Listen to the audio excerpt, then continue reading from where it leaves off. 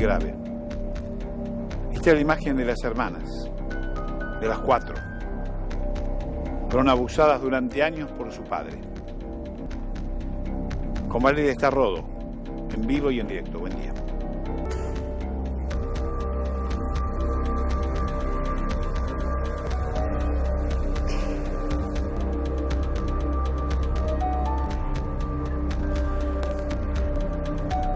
Primero fue la más grande la que habló,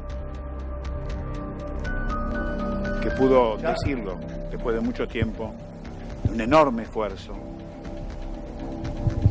pero pensaba que además era difícil decirlo, pero lo decía básicamente porque ella pensaba que esto lo iba a detener, que no iba a ocurrir con sus hermanas menores. De Valeria, en zona oeste del conurbano bonaerense, decíamos que no todo lo que brilla es oro. A veces hay mandatos sociales donde detrás de las paredes ocurren cosas inexplicables.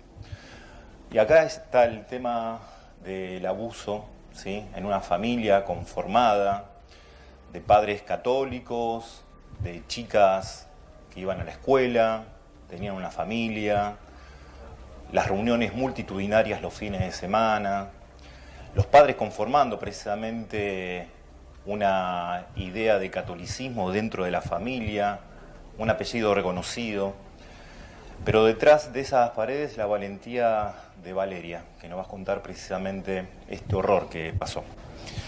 Hola Valeria, ¿cómo andás? Hola, ¿qué tal? Buenos días. Bueno, ¿quién es Liliana y Pablo, Valeria? Liliana y Pablo son mis padres, el título que les ponemos por una cuestión de lazos sanguíneos, pero no más que eso, porque él es nuestro abusador, el abusador mío y de nuestras 4 hermanas y de mis 3 hermanas, y bueno, ella fue una madre que no supo denunciarlo cuando se enteró y que no supo ver que durante años en su casa todas sus hijas fueron abusadas. Santo, Valeria está aquí, siendo valiente para contar esta historia y dar ejemplos, ¿sí?, a todas esas mujeres que están pasando por lo mismo. Valeria, buen día. Buenos días, Santo, ¿cómo estás? Bien, tienes una forma de decir, bien por el ejemplo, por tener la valentía de decirlo, de enfrentarlo, porque esto llevó Gracias. Muchos años en que no lo podías hablar. Sí, tal cual. Estos fueron muchos años de secreto familiar. Siempre se intentó que nosotras apaciguemos esto, que no lo contemos, que se mantenga en el secreto de familia. No, fueron muchos años hasta entender que esto era un delito. Primero, hasta entender que era un delito. Y segundo, años en poder hacer la denuncia, en tener la valentía de denunciarlo. Y después esto, estar acá contándolo y exponiéndolo para poder ayudar a otras personas a animarse a contar su historia y animarse a denunciar a sus abusadores. ¿Cuánto tiempo te llevó? Años, esto lleva mucho tiempo. Primero, desde chica, es comprender que lo que te hizo papá es un delito, que tu papá te puede hacer mucho daño. Eso tarda años en entenderse. Uno es chico y cree que mamá y papá nunca te van a hacer nada. Primero entender eso, después comprender que lo que te están haciendo no solo que está mal y te hace daño, sino que es un delito. Después poder contarlo, poder decirlo a la familia misma, poder hablarlo entre hermanas, incluso entre hermanas es muy duro. Y después animarse a abrirse, a decírselo a amigos, a decírselo a tíos, abuelos, y por último hacer la denuncia. Todo eso habrá llevado desde mis 11 años hasta hoy, que tengo 24. Así que imagínate el tiempo que lleva tomar conciencia de lo grave que es lo que nos pasó. Ana te quería hacer una pregunta, Valeria. Sí, ¿qué tal, Valeria? no. ¿Cómo estás? Anabelia Cerezo te saluda. Yo leí todo lo que vos escribiste detalladamente y la verdad es que es desgarrador lo que relatás. Realmente es desgarrador. Yo lo que te quiero consultar es sobre un punto en particular al que vos haces mención. Cuando hablas de que, por un lado, amás a tu padre porque es tu padre, y por el otro lado, sentís como rechazo, obviamente, por lo que te está haciendo. ¿Cuándo llegás a darte cuenta o cómo hay alguna forma de prevenir esto de que te toque y vos sepas que no te tiene que tocar nadie, ni siquiera tu papá en determinados lugares? Porque vos sos chiquita y cuando nosotras somos chicas no tenemos la sexualidad en nuestra cabeza, no entendemos que nos toquen la entrepierna quizás está mal. Entonces, ¿hay alguna manera? ¿Se puede hacer algo? ¿O eso es lamentablemente un proceso al que está sometida una nena porque tiene que crecer y tiene que ir madurando de a poco? No, mira, esto es muy importante, gracias por tu pregunta. Yo estudio educación, yo estudio ciencias de la educación. Sí. Y una de mis luchas también es que haya educación sexual en las escuelas. Es importante, nosotros veníamos de una familia muy católica, muy conservadora, donde no se hablaba de sexualidad y nadie te contaba que te podían llegar, que tocar tus partes íntimas era un delito y que nadie te lo debía hacer. No te lo decían, no se hablaba de esto, mucho menos en nuestra escuela, que era igual de retrógrado que mis padres. Esto se puede prevenir dando charlas incluso en edades menores, porque yo sé que es duro tener que decirle a un niño estas realidades, pero pasa. Pero existe. Y más duro es que le termine pasando, exactamente, pero existe, y más duro es que le termine pasando. Y otra de las cosas que es muy importante como padres, como madres, como docente, como psicólogo, como abuelo, como tío, es estar atento, y si hay algo que nos hace ruido y hay algo que nos llama la atención, es poder hablarlo, es decirlo, es buscar la forma de ayuda para poder llegar a ese chico para saber qué le está pasando. Se me acercó por suerte mucha gente a preguntarme, mirá, siento que a mi hijo le pudo haber pasado algo, siento que a mi sobrino le pudo haber pasado algo porque tiene ciertas actitudes. Y es muy loco cómo la sociedad no sabe, no tiene idea de cómo es el comportamiento de un niño abusado o cómo lo suele manifestar y expresar. Nosotras como niñas dimos muchos indicios. Mi mamá tuvo las herramientas para poder saberlo, pero bueno, cuando uno no quiere ver, lógicamente no ve. Pero no solo ella tuvo las herramientas, sino que también en el colegio y en psicólogos nosotros lo contamos y lo dijimos. Y nadie hizo nada. Y esto es lo grave porque la sociedad... Entonces hay manera de prevenirlo. El tema es que hay que despertarnos, hay que ayudar, hay que cambiar esto. Valentina, también quiero hacer una pregunta. Valeria, Sí. quería preguntarte si nos podés contar cómo fueron aquellas charlas iniciales con tu hermana, con tus hermanas, cuando dijeron, bueno, me pasó esto, ¿cuál fue la que más por ahí le costó abrirse? ¿Cómo fue esta conversación? Bueno, en un principio nos vamos enterando de a poco de una de las otras. En un principio cuando lo hablamos no comprendíamos la magnitud de los hechos, entonces lo hablábamos desde la vergüenza y desde sí, también me pasó y no lo queríamos hablar mucho y lo teníamos dejado de lado y yo ya lo perdoné, no quiero hablar de esto. Esto en un principio cuando éramos muy chicas. Cuando después, más adultas, decidimos hacer la denuncia, comprendimos que para hacer la denuncia teníamos que saber los hechos de las otras y además... nada, es una cuestión de que hay que sacarlo, ¿no? Si no se lo contás a tu propia hermana, ¿a quién le vas a contar esto que te hicieron? Que no es un secreto tuyo, eso es lo que remarcamos. El abusado lo guarda como si fuera un secreto de uno y como si fuera la culpa y la vergüenza de uno, y no lo es. Entonces decidimos juntarnos entre hermanas y contarnos qué nos había hecho Pablo. Yo conté que esto fue muy duro, esto fue uno de los momentos más tristes para mí, porque, como digo siempre, es durísimo saber lo que te hicieron a vos, es durísimo recordarlo, pero escuchar a un hermano duele mucho más. En ese momento yo me enteré que les habían hecho a mis hermanas y en ese momento, en un abrazo consolador, nos dijimos vamos a hacer justicia y vamos a sanar, nosotros vamos a hacer el cambio con esto. En ese momento nos enteramos concretamente que le había pasado una a la otra. Vos me preguntás si alguna no pudo contar, no pudo hablar. Sí, Ludmila, la menor de nosotras, a pesar de haber estado en este momento de tanta confidencialidad y de tanto amor y contención, todas en llanto y mucho amor, ella dijo que no lo podía contar, que por favor la entendamos y nosotros obvio que la entendimos, porque eso es lo que tenemos que hacer nosotras como hermanas y como sociedad. A veces la víctima no puede hablar, estos son hechos muy duros. Fíjate que mi hermana no fue capaz de decirnos a nosotras qué fue lo que le hicieron. Nosotras la entendimos completamente, es el día de hoy que estamos dejando que ella en algún momento libere este dolor. Ana. Quería consultarte por tu mamá. Sí. Entiendo que no tienen relación con ella, que obviamente el haberse alejado y llevado adelante esta denuncia hizo que se alejaran de la madre. Soy mamá de nenas, adolescentes también, y no estoy tratando de ponerme de alguna manera en el lugar de tu mamá cuando vos le contabas esto.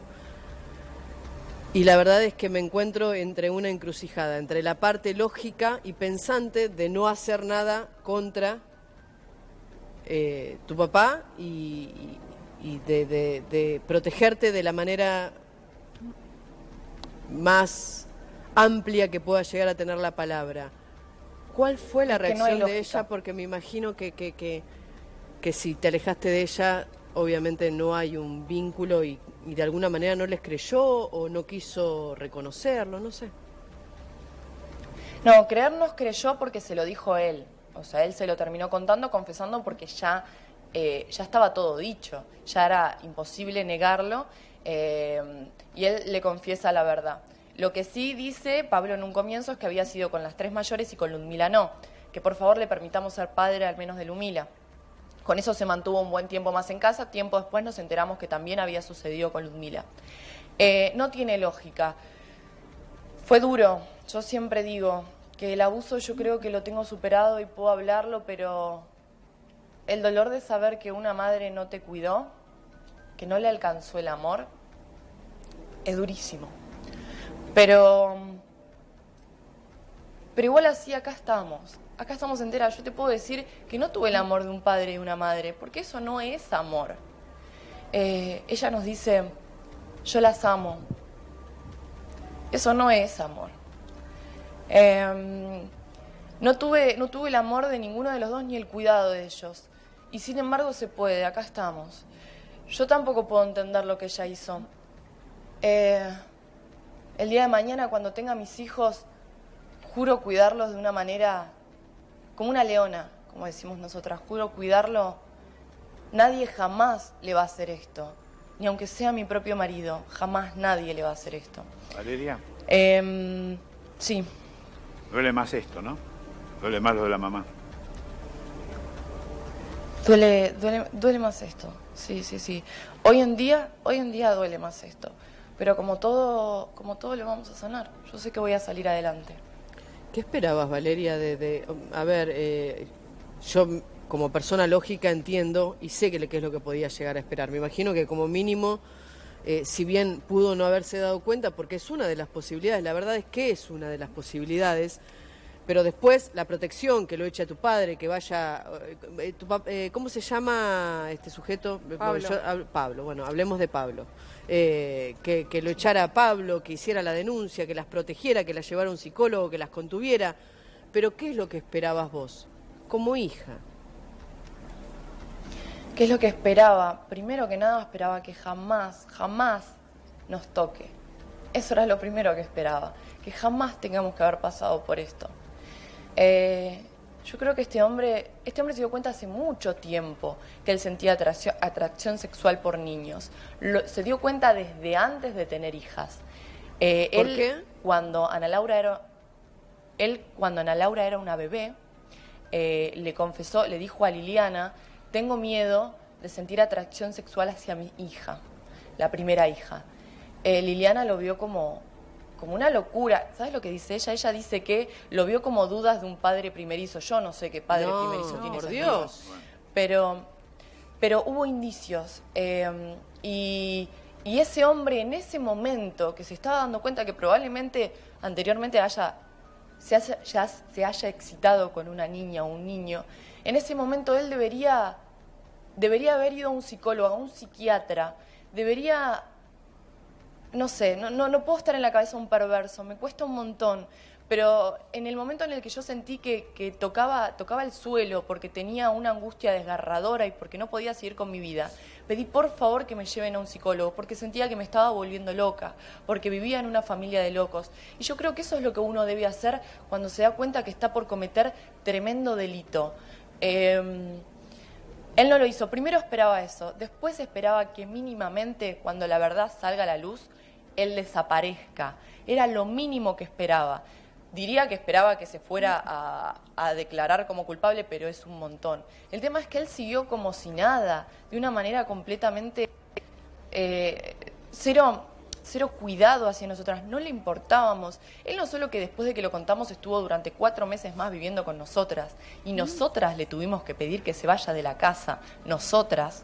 No solo eso, sino que además siguió rondando nuestro barrio, fue a cumpleaños, nosotros íbamos a votar y nos lo encontrábamos, teníamos que programar el horario para votar y a él no le importaba, él iba al horario en el que quería, él iba a la peluquería de la vuelta de mi casa porque ahí le cortaban mejor. Entonces esperaba que mínimamente respete nuestro dolor y se alejase, pero si no nos respetó ni siquiera para no tocar nuestro cuerpo, era pedirle un montón que después no nos siga respetando, que después nos siga respetando. Después esperaba que mi mamá... Miren, nosotros creíamos que cuando le íbamos a contar teníamos mucho miedo. Mi mamá es una mujer de un carácter muy fuerte. Nosotros creíamos, carácter fuerte con nosotras. Nosotros creíamos que mi mamá lo iba a agarrar y lo iba a sacar a las patadas. Creíamos que en ese momento iba a ser mi casa un torbellino. Mínimo. Y no pasó. Mínimo. Y no pasó. No solo no pasó eso, sino que no lo denunció, sino que lo justificó. Y después esperábamos... ¿Lo justificó? ¿Cómo lo justificó? Que no sucedieron. Se justificó él y lo justificó ella. Ella dijo cosas atroces. Dijo cosas como, por ejemplo, que él decía que en esos momentos se le había metido el demonio adentro, que no era él. Dijo que no lo iba a hacer nunca más, que lo había hecho solo con nosotras. Dijo que él había ido a confesarse a la iglesia, que él había pedido perdón por sus pecados. Y Pablo se justificó diciendo que Liliana no le daba las suficientes relaciones sexuales maritales y que por eso tenía necesidades sexuales. Se excusó en lo mismo, con que él lo admitió, él dijo, pero yo dije la verdad. Sí, dijo la verdad porque Liliana agarró y le dijo, Pablo, vos abusaste de tus hijas. Ya mucho remedio no le quedaba, digamos. Es increíble, pero se justifica y de hecho Pablo minimiza todos estos hechos. Él no comprende aún, estoy segura porque lo vi en sus pericias, aún no comprende la gravedad de lo que hizo. Continúo con esto de lo que esperábamos porque es importante, porque la víctima cree que después todo va a fluir y todos lo van a ayudar. Y lamentablemente muchas veces no es así y tengo que decírselos. E igual así tienen que seguir luchando. Yo creí que mi abuela depresiva iba a entrar en un ataque de depresión. Creí que mis abuelos maternos iban a sufrir por su hija. Creí que mi tío, ese tío con un carácter que decía que tanto nos amaba, lo iba a agarrar y lo iba a moler a palos. Creímos tantas cosas que no pasaron. Esa abuela depresiva llamó a mi mamá y le dijo, Liliana, esto no es para tanto. Esto pasa en las familias, no por eso se van a separar. Mis abuelos maternos tomaron mates con él, comieron asado. Ese tío que creímos que tenía el impulso como para defendernos, desapareció. Entonces, no pasó como creímos que pasó, como creímos que iba a pasar. Y ellos fueron el reflejo de lo que es la sociedad hoy en día.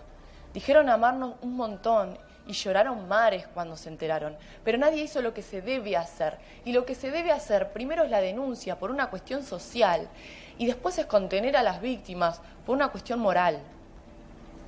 Valentina. Valeria, bueno, vos lo decís y lo repito, esto es increíble, pero porque cuesta que te entre en la cabeza una idea así, todo lo que han vivido. Por lo que relatás, hubo ciertos indicios de cómo era esta situación desde que eran muy chicas.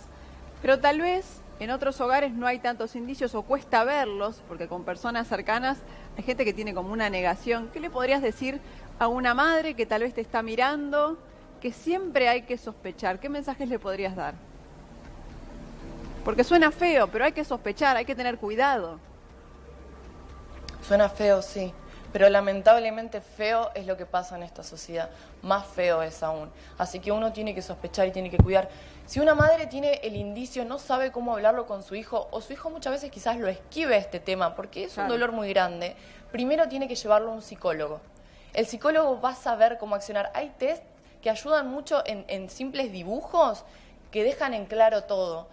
tiene que llevarlo a un psicólogo primero que nada. Después tiene que estar muy alerta. Si ella considera que hay alguien en la familia que puede estar cometiendo este delito con su hijo, por favor, que intente mantenerlo lo más alejado posible, así sea el padre, que esté muy alerta. Y la comunicación con un hijo es fundamental. Claro. Es fundamental que los temas de abuso sexual y de sexualidad no sean un tema tabú, porque si no después el niño siente vergüenza y culpa de hablar estos temas con sus propios padres.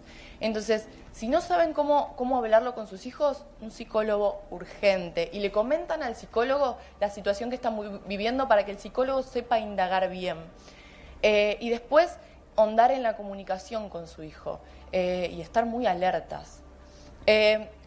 Y segundo, les digo a las madres, créanles a sus hijos. Por Dios, es horrible que no te crean con esto. No solo que no lo pongan en duda siquiera crean que lo exageran. A mí me hicieron sentir exagerada. Es una de las cosas más feas que te pueden hacer sentir. Créanles. Y por Dios, mujeres, madres, empodérense. Empodérense. Yo no puedo creer la falta de amor propio que tuvo mi mamá, pero no solo mi mamá, porque a mí me llegaron casos terribles en donde las madres llegaron hasta acusar, golpear a sus propios hijos diciéndoles cosas horribles con respecto a estar buscando como la atracción del pedófilo, que esto no ocurre nunca. Ana. Sí, hablabas, Valeria, mucho de las alertas. Y esto creo que es uno de los puntos más importantes del relato que vos estás llevando adelante. Las alertas, ¿cuáles son? ¿Qué es lo que refleja en su cuerpo, en la mirada, en sus actitudes, el menor, para que los mayores del colegio, de la casa, familiares, quienes sean, presten atención y digan, acá algo está pasando? Las víctimas somos muy distintas. Por ejemplo, a mí mucha gente, bueno, la sociedad no comprende, mucha gente ignorante que me dice, pero bien que te expones en las redes, porque yo soy modelo y subo determinadas fotos que me gustan. No, pero eso es una barbaridad, Valeria, eso es una barbaridad. No, eso es tremendo. Dejemos de decir que alguien puede buscar o no buscar. El violador es violador siempre, así haya una mujer que tenga una sotana puesta o una mujer que esté desnuda, porque el violador es un psicótico que lo que hace es disfrutar del sufrimiento de la mujer, ni más ni menos que eso. Eso es lo que lo excita. Pero vos no tenés... Es demostrar el poder. Exacto. Exactamente, no tiene nada que ver con la vestimenta, con el cuerpo, con si es linda, con si es fea, con si está tapada o si está desnuda. Nada que ver, es una ignorancia eso. Yo era una nena que capaz estaba en pijama, una nena que cuando le hacían estas cosas se quedaba dura, no había nada en mí que dé indicios de atracción. Bueno, vos me hablabas de los indicios. Te repito, las víctimas somos muy distintas. Yo soy una chica que le gusta mucho exponerse y mostrarse, y tengo mi hermana menor que tiene fobia social, que le cuesta mucho mostrarse, que tiene una autoestima muy baja. Entonces, somos muy distintas primero que nada. Pero como niño yo creo que hay indicios... Mira, quizás esto no es en todos los casos, yo no quiero asustar a las familias tampoco, pero nosotras nos hacíamos todas pis en la cama, todas, durante mucho tiempo. Y dicen que es un rasgo en común de los niños abusados. Después es mi hermana Ludmila, a pesar de que hacía mucho calor, se tapaba hasta acá arriba. Ludmila solía ser abusada en su cama mientras dormía o en estos momentos. Después otros indicios, Cecilia le tenía mucho asco a mi papá. Cuando Pablo la abrazaba, yo recuerdo que ella hacía esto. Y se quedaba durita y no quería abrazarlo, y no quería que le dé besos, y no quería que la halague. También estas actitudes son raras, cuando decís, ¿por qué tanto rechazo de este niño, de esta niña? Después, otro indicio que te puedo decir, bueno, hay niños que sé que duermen, que prefieren dormir con la ropa puesta, y si el niño tiene una rotunda negación hacia ver a un familiar o de quedarse a dormir a la casa de un familiar, eso te está diciendo todo. Si te dice, no quiero ir a dormir a la casa del abuelo, no quiero, no, mamá, prefiero no, y te niega, eso es raro. Consúltenlo, pregúntenlo, estén alertas. Un psicólogo sabría responderte esto mejor que yo. Obvio que me informo día a día. Hoy te puedo decir esto. Valeria, muchas gracias. No, por favor, gracias a ustedes por el espacio. Te vuelvo a decir, el ejemplo... Es importantísimo, Sí. El ejemplo Santo, de es tu coraje. importantísimo que los medios... Gracias. Es importantísimo que los medios den estos espacios para que las víctimas hablemos, porque el problema es que la sociedad no nos entiende, pero las víctimas tampoco hablamos. Y si se nos da estos espacios, a mí en este lugar me hicieron sentir, a todos los medios a los que fui, me hicieron sentir muy acompañada y escuchada. Y si se nos da esta oportunidad, nosotros podemos dejar un mensaje y esto puede cambiar. Somos el cambio. Como tu niñez y de tus hermanas fueron robadas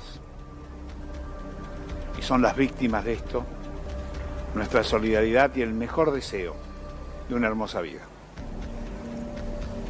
Ojalá sea así, Santos, ojalá sea así. Muchas gracias.